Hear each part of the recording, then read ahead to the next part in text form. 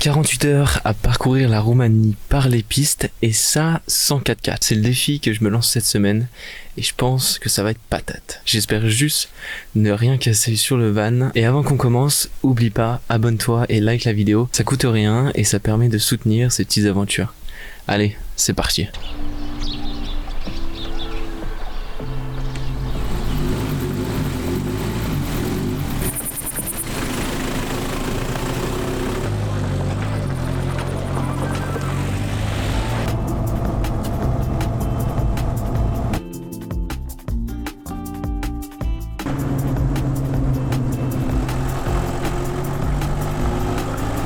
Là on vient de prendre vraiment une route de montagne, on est vraiment en plein milieu, t'as les pistes de ski juste à côté, ça fait que ça monte pas mal. Et en soi je suis bien content de le faire maintenant, après les journées de pluie qu'on a eues, comme ça tout est sec et c'est plus facile pour Barnabé de monter ces pentes là.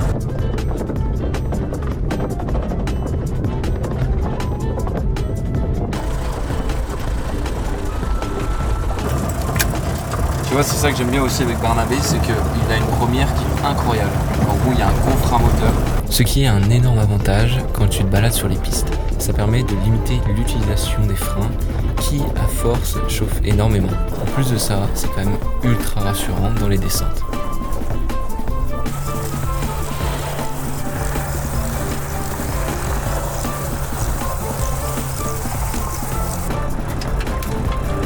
Parcourir un pays par ces pistes prend largement plus de temps que par les routes. Il faut éviter les trous, les ornières, les cailloux et j'en passe. Surtout avec Barnabé qui n'est pas configuré du tout comme un 4x4, ce qui augmente les probabilités de casser quelque chose si je ne fais pas très attention.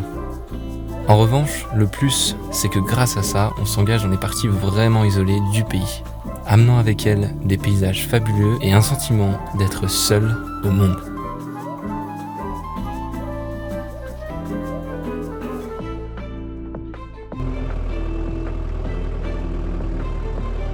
Alors au final, on s'est chauffé un peu plus, on est encore sorti du sentier qu'on avait de base qui était vraiment un peu plus dur avec un petit peu de cailloux mais ça allait. Et là ça devient beaucoup plus compliqué parce qu'en fait t'as que deux lignes sur la piste, une ici et une ici. C'est là où je peux mettre les roues de Barnabé, sinon j'ai pas assez de hauteur au niveau du bas de caisse. Et évidemment il n'y a pas moyen de faire demi-tour, donc on est obligé de monter tout en haut.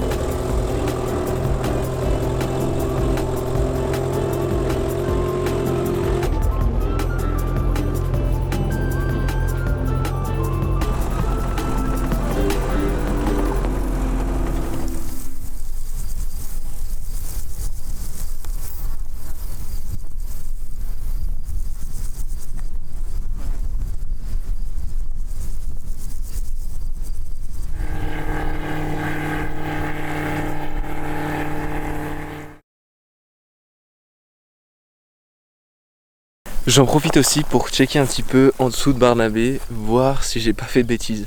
Parce qu'en venant jusqu'ici, on a quand même touché plusieurs fois. C'est pour ça que je préfère faire un petit état des lieux, histoire de voir s'il n'y a pas de gros problèmes qui pourraient être embêtants pour la suite. J'ai surtout aussi pas mal de problèmes avec le pot d'échappement des fois qui se dévisse avec les secousses. C'est ce que je vérifie aussi souvent.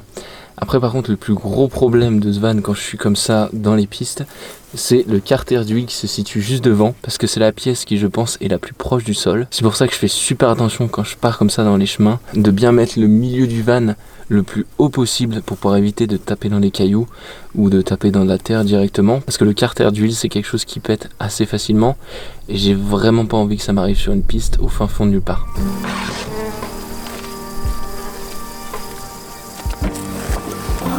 Le soleil descend peu à peu, faisant redescendre les fortes températures d'été. Et avec cette chaleur écrasante, on a pris l'habitude de manger principalement froid.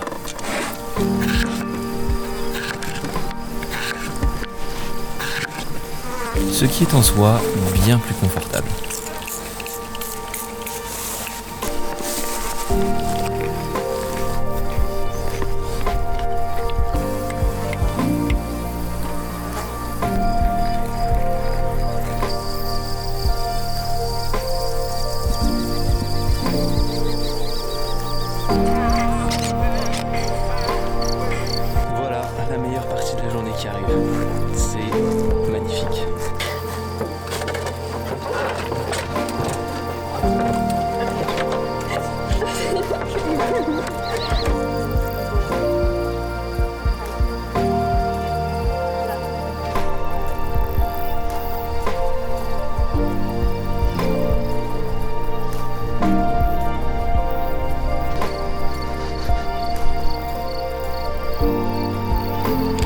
trop sympa, hein. Ce spot est vraiment trop bien, mais il y a énormément d'insectes. En tout cas, les couchers de soleil, ça reste des plaisirs simples, mais on s'en lasse pas.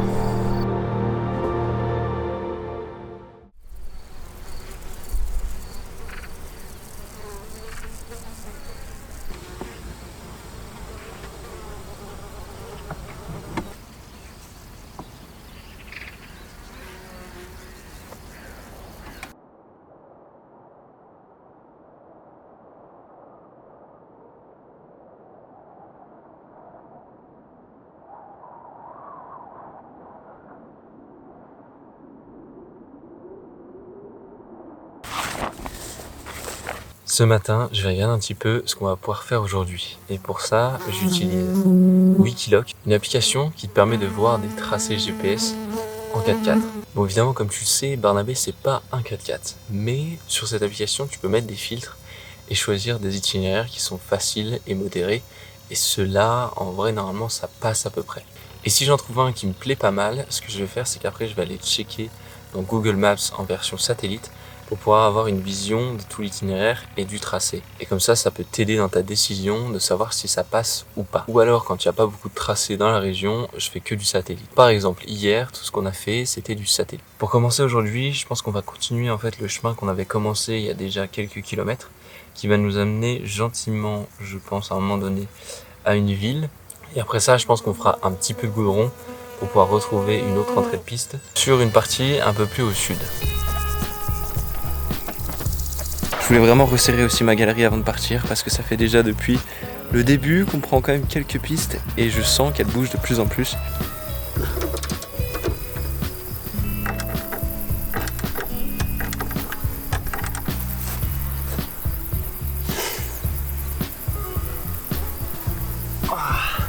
Je viens de me faire douiller par une abeille là. En fait, il y en a énormément ici sur le spot. Et elles se mettent sur toi, mais elles sont pas agressives, elles viennent juste de chatouiller ou quoi. Mais à chaque fois que tu tapes dessus, ou là par exemple elle était en dessous de mon t-shirt a appuyé dessus, à partir de ce moment-là, ça commence à piquer. Je pense que c'est bien la 4e fois que je me fais piquer. En à peine 24 heures, ça réveille.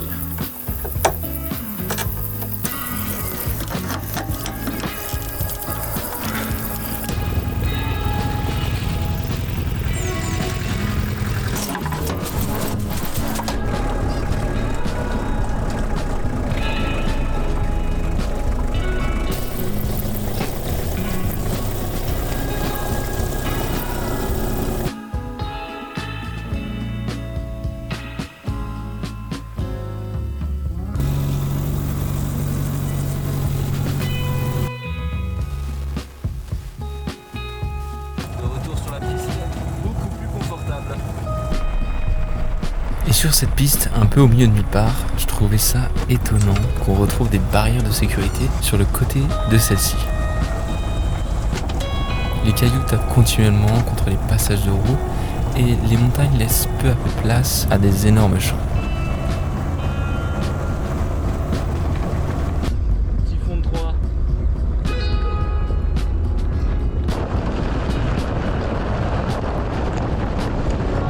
Et après 45 minutes à conduire, on distingue au loin la ville et la civilisation.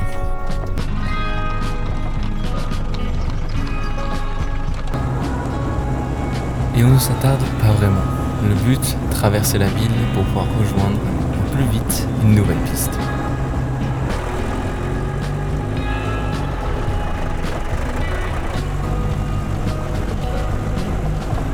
Alors d'après ce que j'ai vu sur Google Satellite, ce chemin va nous emmener un peu en haut de la montagne. Pour l'instant il est encore assez large, à voir s'il se rétrécit par la suite. Et après ça on va se laisser guider un petit peu par le chemin, on n'a pas vraiment de... J'ai pas vraiment de point de chute après, on veut juste voir là où ça passe et on fera en fonction.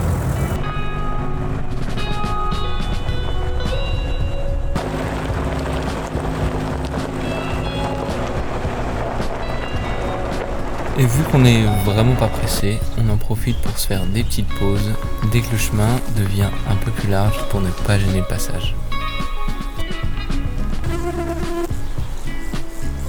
Alors là, ça commence vraiment à grimper.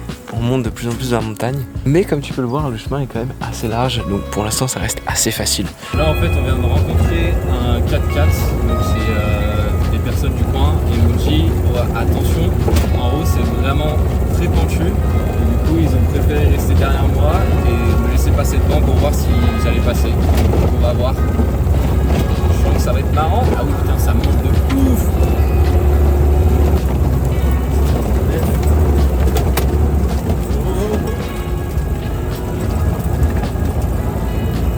Il y a tout qui tombe. Là je sors des fesses en tout cas. Voilà là les cailloux. Ça passe.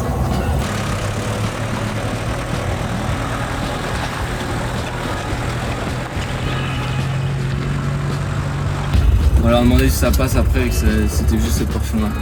On va voir ce qu'ils disent. Ah ok. So only Not for this car. yeah. But you will stop. Okay, sounds good. Thank you. Il a quand même dit c'est pas fait pour le genre de véhicule. Devine. On teste.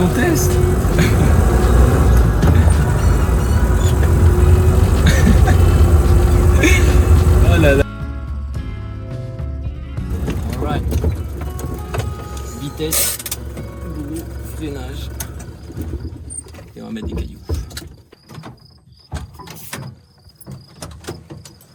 On a profité pour s'arrêter, pour pouvoir discuter un petit peu avec eux, voir ce qui était possible pour nous avec le van. Et la personne m'a dit qu'en fait, il y a 2 km encore de piste et après, ça risque d'être très compliqué pour Barnabé. On va continuer quand même, on va voir ce qu'il y a sur les 2 km et après, on risque de rebrousser chemin tranquillement. Et en attendant, on récupère un petit peu d'eau à la source.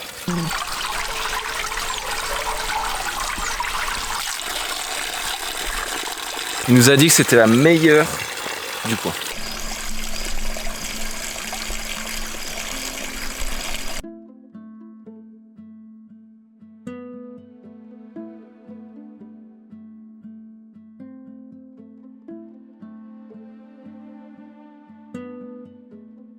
On continue lentement mais sûrement sur ces derniers 2 km, qui sont aussi pentus que les précédents.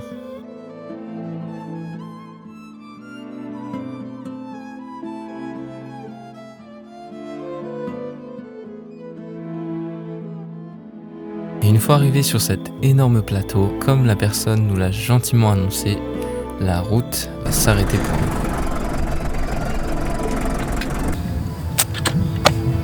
Effectivement, il avait raison. 500 mètres plus loin, en fait, ça passait pas du tout. Il y avait 3 chemins, dont 2 défoncés et un où c'était plein de bosses. Et j'ai pas assez de hauteur au niveau de la caisse avec Barnabé. Donc, on a rebroussé chemin. Et on s'est dit qu'on allait profiter de la vue et voir ce qu'on allait faire pour la suite. Mais dans tous les cas, je pense qu'on va devoir reprendre le chemin dans le sens inverse. En marchant un petit peu autour, je viens de voir que juste ici, en fait, t'as un chemin qui part dans l'autre sens. Et je réfléchis gentiment à voir si ça peut se tenter par ici, qui potentiellement pourrait être ok pour Barnabé. Donc je pense qu'on va essayer. Quand soudain, un 4x4 sort des petites pistes de montagne. Je saute alors sur l'occasion pour leur demander des renseignements sur ce fameux chemin. Do you speak English by any chance? The path that goes there, is it like bumpy? Yes. It's not like You can't go like this. It's difficult. It's difficult. Yeah. Yes. With Jeep. With Jeep, yeah, 4x4. Before we stop and we will eat something. França. That, yeah. On va dire que sur ce plateau, toutes les réponses sont à l'unisson. Barnabé ne passera pas du tout. Mais en discutant un peu, ils me recommandent une route qui sera beaucoup plus facile pour moi et qui, d'après eux, est tout aussi jolie. We will try that. Ok. Mulțumesc. Cu plăcere, eu cum e welcome. Nem nézzük a futballmeccsét. Világbajnokság.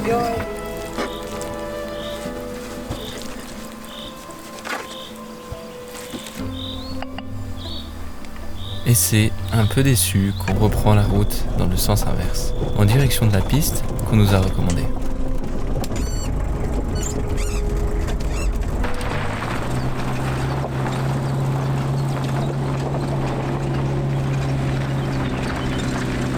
Et c'est 1 heure plus tard qu'on se retrouvera sur cette piste qui est beaucoup plus adaptée pour Barnabé.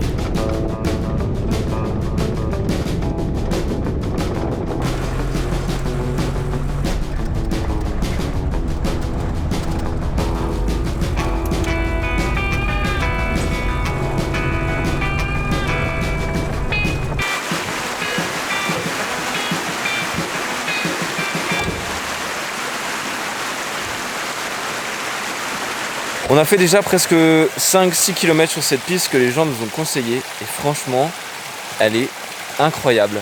Vraiment, c'est que à travers de la forêt comme ça, le long de la petite rivière, c'est rafraîchissant, il y a de l'ombre et qu'est-ce que c'est beau.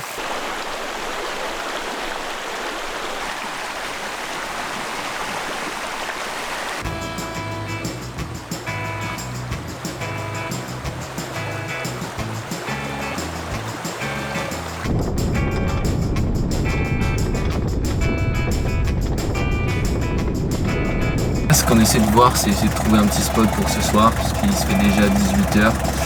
Donc, ça serait bien qu'on trouve un spot pour passer la nuit.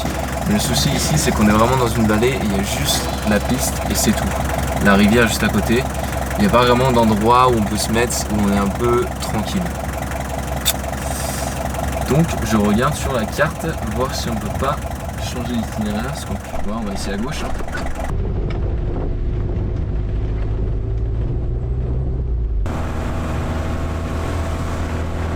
Ça va pas le faire par ici, c'est juste un cul-de-sac. Donc, on va pouvoir repousser chemin. Après, ça fait partie du jeu parce que on sait pas vraiment où on va, on sait pas vraiment où on va se poser. On se laisse un peu guider par les petits sentiers. Et au bout d'un moment, je pense qu'on trouvera un endroit pour se poser. Mais il faut être patient.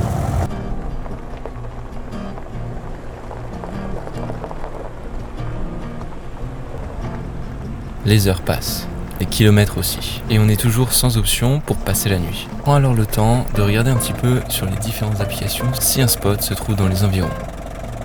Car on n'a pas vraiment envie de continuer à conduire sur ce genre de piste de nuit.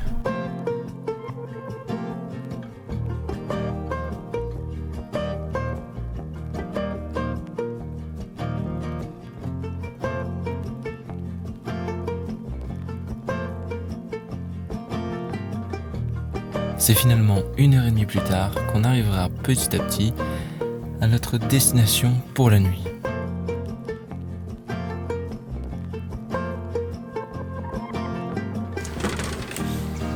La pénombre arrive vite, amenant avec elle une légère fraîcheur. C'est le moment pour nous d'aller chercher du bois, qui foisonne d'ailleurs un peu partout sur les rives de la rivière.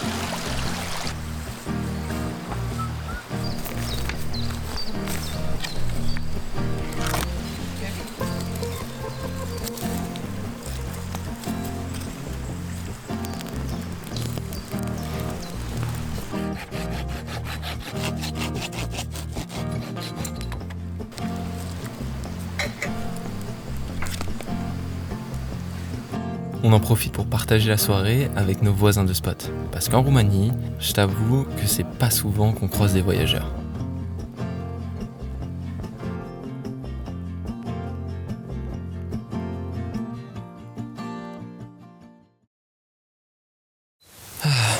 C'est le genre d'endroit où tu te dis que c'est une belle journée qui commence. Avec le doux bruit de la rivière juste à côté, un petit vent qui rafraîchit l'air d'été, un chien de troupeau qui a l'air d'ailleurs d'avoir pris un jour de congé parce que ça fait depuis ce matin qu'il est avec nous, et des petits potes roumains qui passent gentiment en calèche. Et pendant ces 2 jours de off-road, j'ai pu voir que Barnabé, c'est pas non plus un foudre de guerre dans les pistes. Surtout en Roumanie où en fait les côtes sont vraiment raides, les pistes sont vraiment caouteuses parce qu'il y a plein de trous qui se forment dans celles-ci pendant les jours de pluie. Ce qui fait que pour Barnabé qui n'est pas très haut, c'est un peu compliqué pour lui dans certains passages. Mais grâce aux merveilleux conseils des locaux, il y a quand même de quoi se régaler en Roumanie en termes de pistes, même si t'as pas un 4x4. Parce que comme tu l'as vu hier et ce qu'on va faire aussi aujourd'hui, c'est des pistes qui sont dans la vallée et non pas sur les plateaux. Ce qui fait que c'est beaucoup plus emprunté par tout le monde et ça grimpe pas aussi fort que ce qu'on a fait le premier jour. Et franchement, cette piste à travers les arbres et dans la vallée, elle est tout aussi jolie que les autres qu'on a pu faire, tout en restant beaucoup plus facile à parcourir. Après, j'ai envie de dire, on aura essayé de monter sur un plateau et de monter vraiment dans le raid, et ça nous a permis aussi de rencontrer pas mal de locaux qui se demandaient vraiment ce qu'on foutait là, surtout avec un véhicule comme Barnabé qui n'est pas du tout 4x4. Et sur ce, aujourd'hui, on va pouvoir finir la piste qu'on a commencé et que les gens nous ont recommandé. Ça aussi, c'est un truc que j'essaie de faire souvent, au moins toutes les semaines, c'est je prends une éponge et je vais essayer de nettoyer un petit peu le panneau solaire pour essayer de récupérer le plus d'énergie possible. Parce qu'en soi, quand on est deux avec les ordinateurs et tous les appareils électroniques, on ne peut pas se permettre de ne pas avoir assez d'électricité.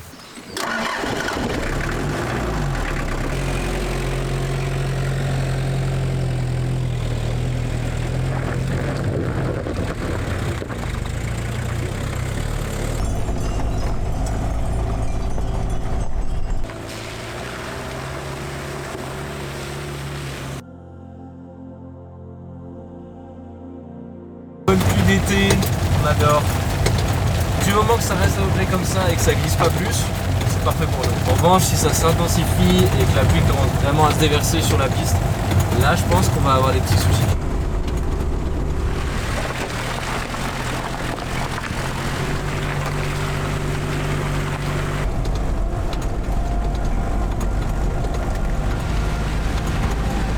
Je m'arrête parce que je vais pouvoir illustrer parfaitement ce que je te disais un peu plus avant par rapport aux pistes qui sont bien pentues et l'écoulement de l'eau quand il pleut. Oh, quelle pluie! Ah, l'orage arrive. C'est dégueulasse. Voilà ce que ça donne. Ça fait des méchants trous.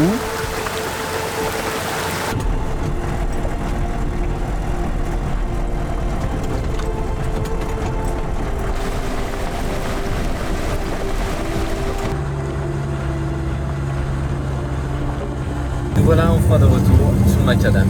Et c'est sans rien avoir cassé que l'on continue notre chemin sur les routes. Et ça, c'est surtout grâce aux pistes qui étaient juste parfaitement adaptées pour Barnabé.